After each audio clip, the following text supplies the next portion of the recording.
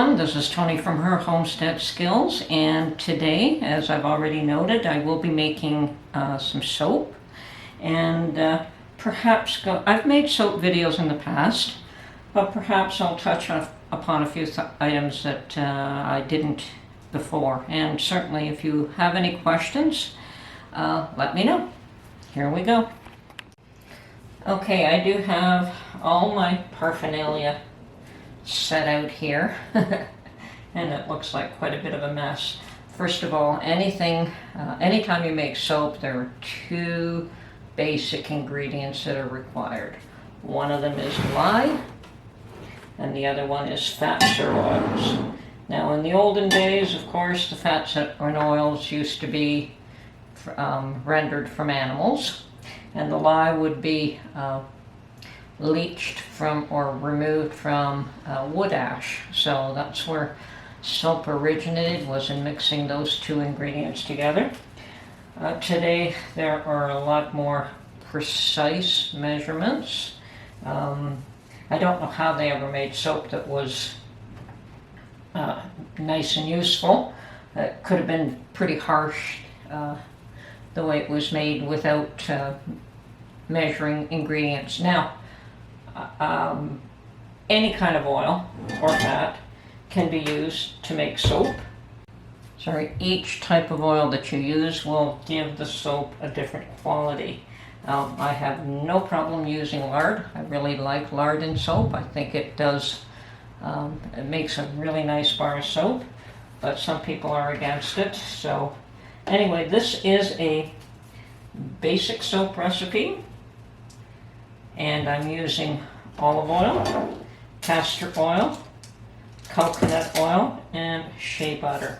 So I have my shea butter that I bought in a big block, and I've cut it up into segments, and I use each one of these segments every time I make soap. Now the soap that I make is 3.5 pounds. So the recipe is to make that quantity because I had a special mold made up for me. Actually, it was just very cheaply made up. I was able to get 4 molds for the price of one that you could buy from the store. But I did want a specific size and a specific height, so the bar of soaps ended up tall and narrow, and I could cut each one. And this particular mold will give me, depending on if it has to be refined, 15 bars, and if it does not, if I don't have to clean the edges off, depending on who I make this for, it'll give me 16 bars of soap, which is not bad at all.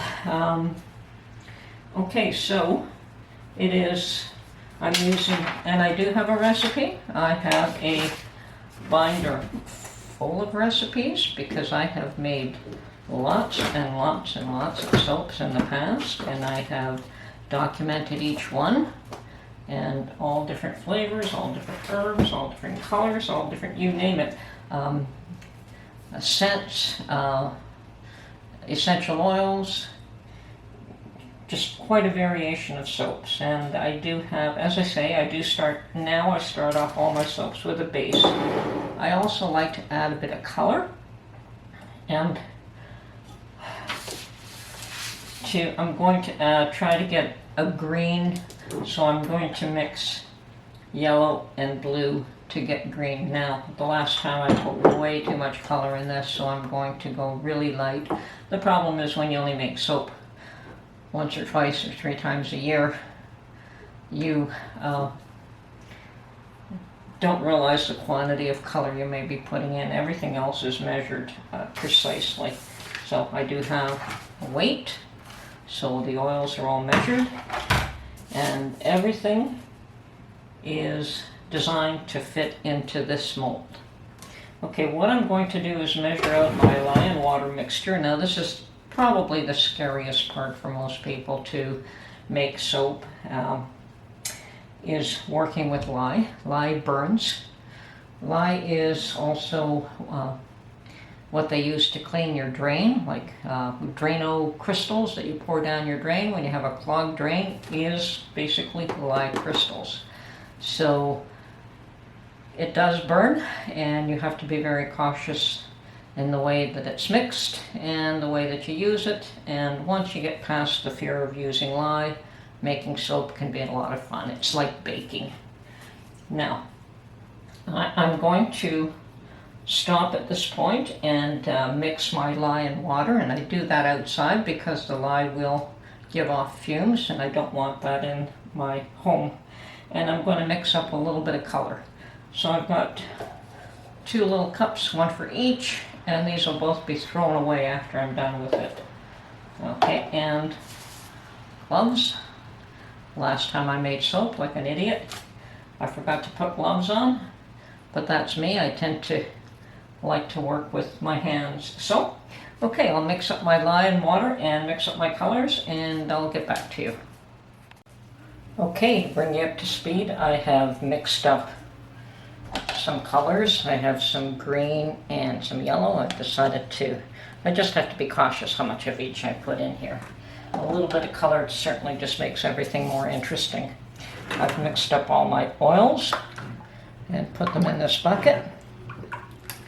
Okay, and that hard oils and soft oils. There's a mixture of both. And if I haven't relayed what I use olive oil, coconut oil, shea butter, and castor oil as a base. Now you can mix and match that up, but it's good to follow a recipe that's been tried to get the quality of soap that you're looking for. Okay, I've also mixed up my lye and water, and it's still warm. Now you want to wait till it cools somewhat, and yeah, because it does get really hot. And the thing is, gloves, gloves, gloves. 1 little lye crystal can burn, and they are pretty tiny, and you don't even see it. So what's left here is to put everything together, add my color, add my fragrance, and then pour. But okay, so we've got our oils. When we mix up our lye and water, we always put the lye crystals into the water, not the other way around. Okay, so now I am ready to, actually I'm going to blend up the oils just a little bit.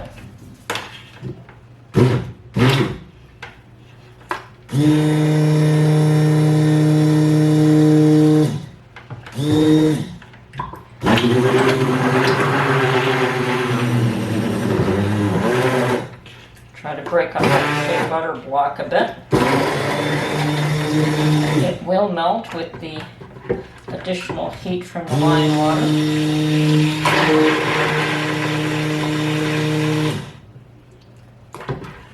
But that's good. I don't see any large pieces anymore, just very small ones. Okay, now I'm ready to very cautiously pour the lye water in. And we start to mix this up to bring it to trace. Now trace is a term which signifies that the soap has reached, or that your mixture has reached a consistency.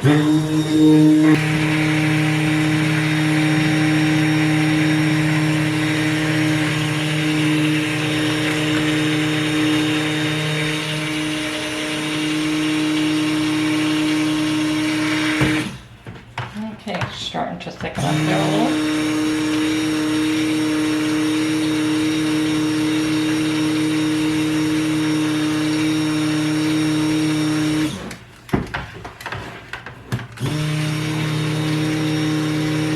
Now at this point, for some interest, is where I want to add a little bit of color.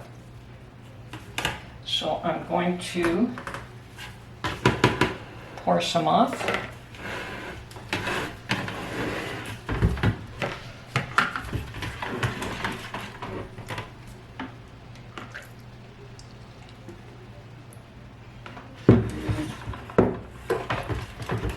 And in the second container, actually I think I'm going to pour off just yes, just a bit more.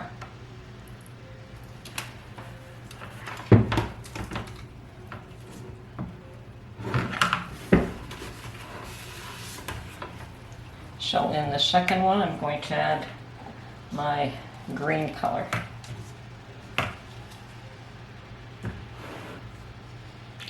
And just a drop. Okay, now we just continue to blend this until we come to trace. And okay, I think we're at the point where I'm going to add scent. Okay? And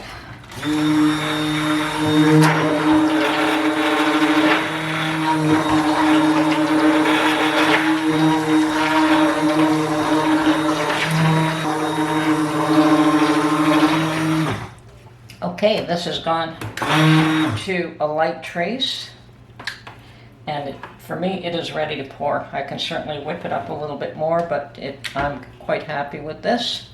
So I'm going to pour it into the mold.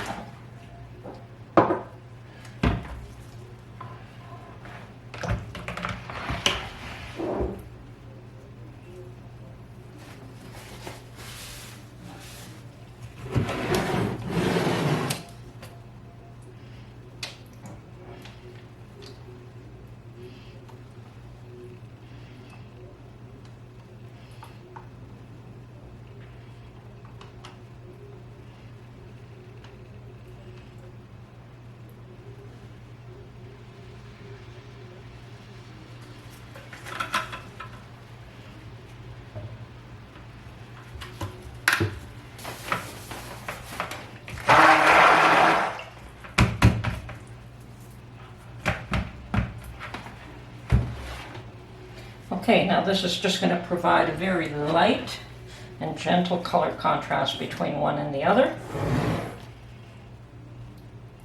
So I'm just going to pour that in all the way across. Beautiful. The trace is quite nice, just the way I like it.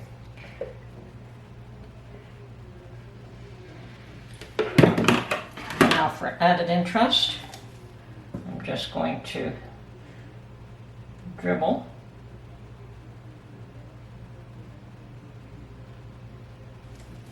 a little bit of each of these.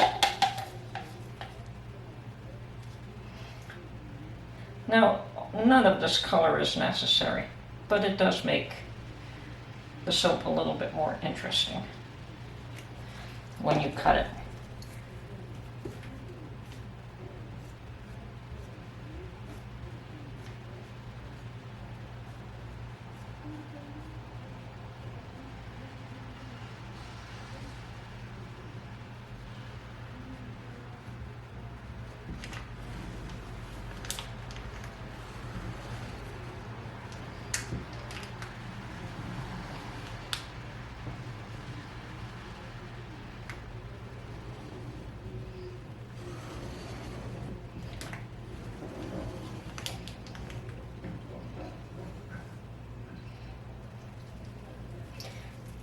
I want another little dab.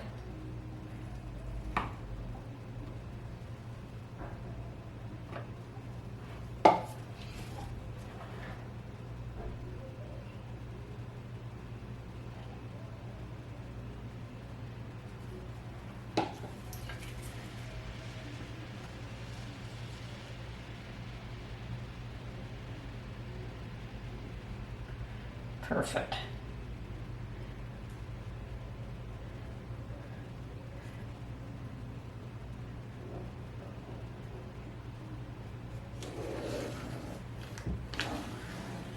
Okay, I think I'm done. Now I'll just wipe the edges. Now, I think most people just find a way to cover this and put towels on it to keep it warm. And you let this cure overnight. But I tend to put it in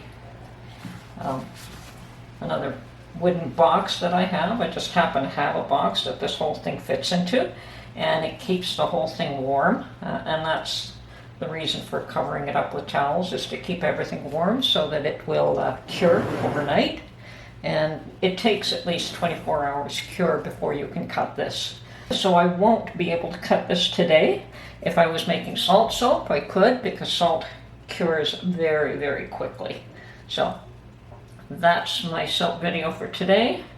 And depending on when I post this, either I'll cut it at the same time or I will post another update for when I've cut the soap. Okay, this is just a wine box that somebody gave me. And rather than towels to keep this warm, I just put the whole container in this box very gingerly.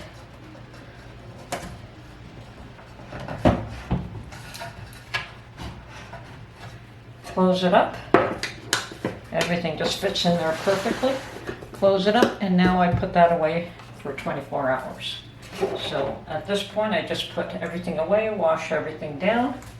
Now, the other thing I wanted to bring up was the idea of a soap base. And as I said, to make soap at all, you need lye and you need fats. Those are the two basic ingredients. Now, a soap base is soap that is already made. It has gone through, not this process, this is what is called cold process soap mix. It's gone through what they call a hot process, so it's actually cooked, whether on your stove or in a specially designed pot, or crock pot or something like that. The soap is actually cooked.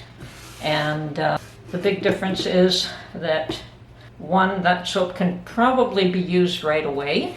Okay, this soap should cure for about 4 to 6 weeks before you use it. It's cut the next day. If you don't cut it within 24 to 48 hours, it'll be difficult to cut, but it still takes 4 to 6 weeks to harden and to cure. Now, a soap base is, as I said, it's soap that has already been made. It's already gone through the mixing of the lye and oils, and it is sold as a base to allow people who don't want to deal with the lye a means of creating their own soap, so they can add their own color, they can add their own fragrance, they can use their own soap molds. And some of the, these are not soap molds, but they can certainly be used for soap molds. I think I've used this one in the past. This one came from my daughter, but I've never used, I don't like the small size. But this one I have used in the past as well to make soap. Now, a soap base is also known as melt and pour soap. So melt and pour soap, you're buying the soap already made. To reiterate, you're buying the soap that has already been made. You melt it, you add your colors, you add your fragrance, you pour it, and after it hardens, it's pretty much ready to use. So, okay, that's my video for today. I hope that you feel that that was informative. I think my soap turned out really pretty, and we'll just see what it looks like after it's been cut. And yeah, hopefully the person who wanted it will enjoy the soap that I made. Okay, that's it for my video for now. Hope you enjoyed it, and we'll catch you on the next one.